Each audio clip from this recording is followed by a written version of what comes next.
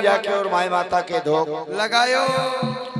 माए माता के धोख लगाने के बाद में जोशी जी ने चौरा मांडी भगवान की सिद्ध पड़ा में आज जैसे 7 भंवरा पाया रे साडू माँ का लाल 7 भंवरा पाया परमात्मा ने। सातों ही भंवरा जैसे पूरे हुए, सभी बालिकाओं से और माताओं से निवेदन है कि थोड़ा सा ध्यान से सुने साहब। सोनी के भजन रही जा जहाँ ईटावा खेड़ा में कथा हमारा गेले चल जाए।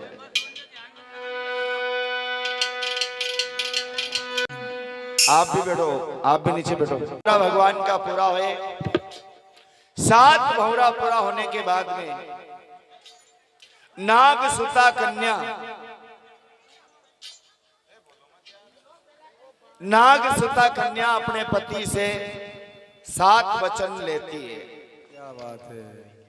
पत्नी अपने पति देव से 7 वचन मांगती थी और पति अपनी पत्नी से 5 वचन मांगते थे। ये 7 और 5 वचन तो खोवा गया है सर। जब कई नाग सुता कन्या भगवान ने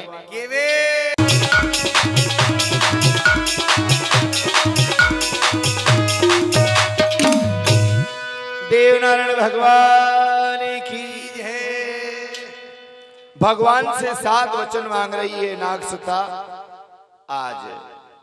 आज इसे मेरे माता पिता को छोड़ के और मैं चलूं तुम्हारे साथ, तुम्हारे मेल मेडी की चाबी रहेगी मेरे हाथ। कभी मेरा बाड़ा गऊ से खाली मत रखना। तीर्थ जाओ मुझे साथ ले जाना। यज्ञ हवन पूजन में बैठो तो मुझे साथ बिठाना। हमेशा मेरे 16 श्रृंगार की रक्षा करना। हमेशा मेरे आदर संस्कार पे चलना। अगर मेरे से कोई गुनाह हो जावे तो आप और मैं दोनों रहें। उस समय पे अपने बच्चे भी साथ नहीं होना। अगर मेरे से कोई गुनाह हो जाए तो मेरे शीश को काट लेना, पर अपने बच्चों के सामने भी मुझे गाली मत देना। ऐसे 7 वचन नाग सुता ने लिए। 5 वचन भगवान अपनी अर्धांगिनी से लेते हैं। आज इसे तुम्हारे माता पिता को छोड़ के और मेरे साथ चल रही हो, हमेशा मेरे आदर संस्कार पे चलना। हमेशा मेरी आयु के लिए तुम्हारे शरीर पे 16 श्रृंगार धारण रखना। कभी अकेली वन उपवन में घूमने जाना। कहीं के जाना मत जाना। कभी अकेली वन उपवन में घूमने मत जाना। कभी बिना बुलाए थे पियर मत जाना।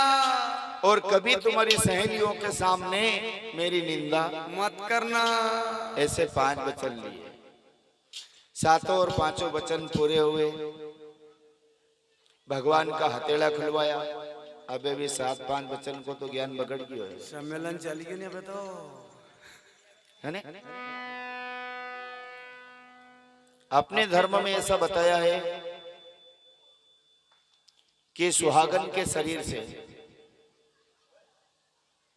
कभी भी अपने आभूषणों नहीं उतरना चाहिए। मतलब 16 आभूषण है। 16 आभूषण अगर मान लो नहीं रख सकते हो कोई बात नहीं, पर 5-7 आभूषण ऐसे हैं कि कभी भी सुहागन के शरीर से नहीं उतरना चाहिए। कभी अपनी मांग सुनी नहीं रहना चाहिए। कपाल पे बिंदिया रहना चाहिए। हाथ में चूड़ा होना चाहिए। गले में मंगलसूत्र होना चाहिए। पाँव में पायल होना चाहिए और उंगली में बिछुड़ी होना चाहिए। बने पैसे ही नहीं हो काय गला मात्र खोटा पैर लीजिए पर ये 5-7 आभूषण कभी मत उतार दो। खोटा का बोले का पापड़ा का बना बापड़े जा वैसे 16 है। ब्रह्म मुहूर्त से जागना सुहागन का नेम है कि ब्रह्म मुहूर्त से जागना, अपने पति के चरण को छूना, अपने नैनों से लगाना, उसके बाद में अपने घर कार्य में लगना। करो हाथ ऊंचा। कौन कौन उठीन पति उनके दो 1 मत करो रोज को तावे नहीं को 2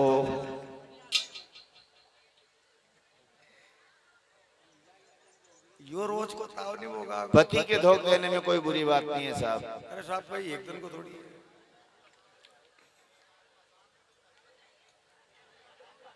देखना तुम हाथ खड़े तो कर रहे हो, हमने तो सही करियो तो सही स्टार्ट थोड़ी करी था। यहाँ भगवान रामचंद्र जी बैठे हैं और खेड़ापति अंजनी लाल और भगवान देवनारायण की व्यासपीठ लगी हुई है। भगवान को साक्षी मान के और हाथ खड़ा किया है। कभी अभी तक धोखनी दियो नहीं तो कोई बात नहीं, कर दो हाथ खड़ा के सेवर से सभी धोख दांगा। मत कर जो तुम्हारी केसी टल जी जाएगी। रोज को ताव नहीं भोगाओ तमार से। पर उसमें पत्नी का ही दोष नहीं है साहब। पत्नी अगर अपने सत्य व्रत को निभाने वाली है, क्या बात है, उसके आदर संस्कार पर चलने वाली है, उसके मान सम्मान को रखने वाली है, और पति अगर कहीं शिशियाड़ा है तो फिर उन्हीं पति के धोख देवा से तो अच्छो है कि वह भाई बाटो लेन करम फोड़ ले।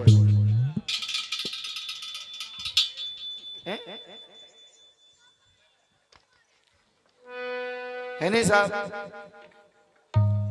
पर उसके बाद में भी आप सबसे मेरा एक निवेदन है, अभी तक नहीं किया आपने, कोई बात नहीं, मत करना।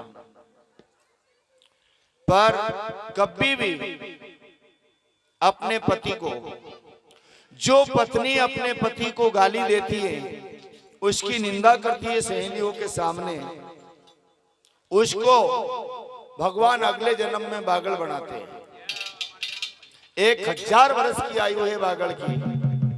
कर दो हाथ ऊंचा के आज के बाद में हमारा पति उनके गाड़ा नहीं देगा।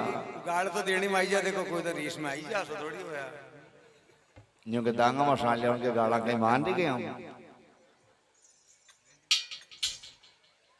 मत देना कभी भी गाली। जब 7 वचन लिए, वैसे पति के धोख देवा में कहीं बुराई है साहब मारे? या तो बताओ आप हाथ खड़ा क्यों नहीं कर रहे? यह बात भी है। मान लो कभी हमारे नहीं धोख दे, अन कहीं घरे फोटो लाग रही होके देता हो तो कहीं मालूम भाई यो मान ईमान तो उनके पास में है। कर लो कचकची खाके के सेवर से सब धोख दांगा। ये गुरुजी पर रोज को ताव नहीं भोगागो। बोल गोपाल कृष्ण भगवान की जय। जब नागसता कन्या का हथेला खुलवाया गया, देवनारायण भगवान की जान का जिम्मनवार हुआ।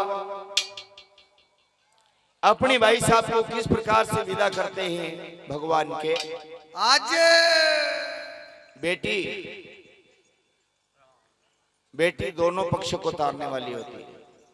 जिस नगर में जन्म लेती है उस नगर को तार देती है, और जिस नगर में उसकी ससुराल बनती है वहां को तार देती है। बेटी को कैसे ज्ञान देती है माता? कैसे?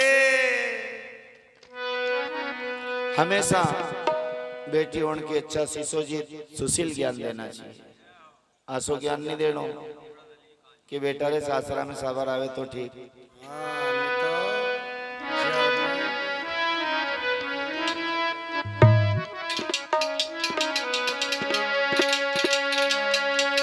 अरे सुन सासरी को ज्ञान बनी समारी, सुन सासर को ज्ञान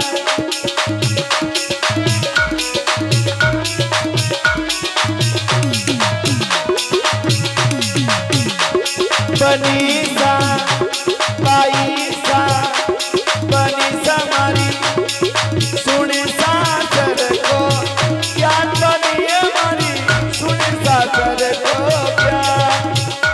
ओ सुन सासर को ज्ञान बनी हमारी, सुन सासर को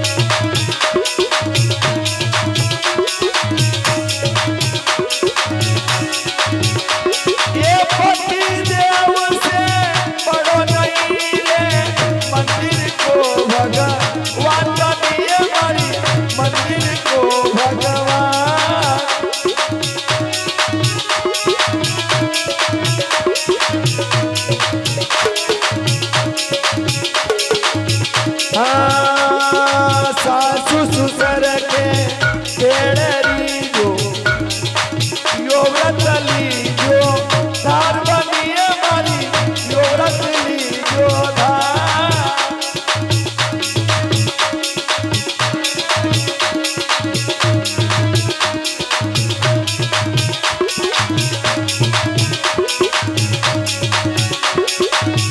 वाने के वे हमारी वो लाडली या तो सुलक्षणी धार बनी हमारी वा तो सुलक्षणी ना।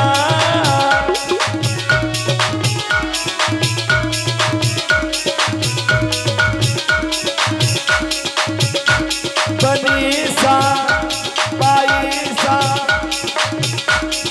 सुन सासर को ज्ञान बनी हमारी सुन सासर को ज्ञान।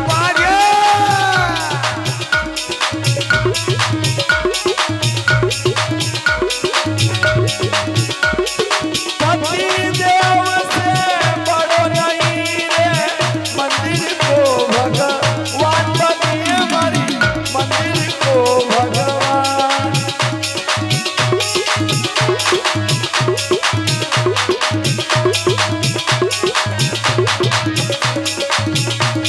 सासू ससुर के भेड़े रीजो देरानी जेठानी से हिल मिल के रीजो। सासू ससुरा के भेड़े नीरो तो भने मत रीजो देरानी जेठानी से हिल मिल के नीरो तो भने मत रीजो। पर कभी भी अपना माता पिता का नाम डुबावा के लिए एंडो सल्फान मत पीजो। बनीसा बाईसा बनीसा हमारी सुन सासर को ज्ञान बनी हमारी सुन सासर को ज्ञान।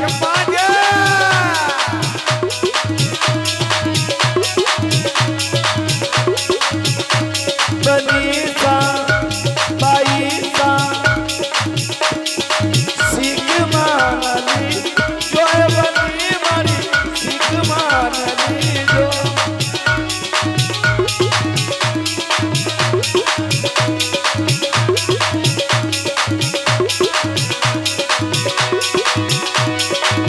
सासरिया में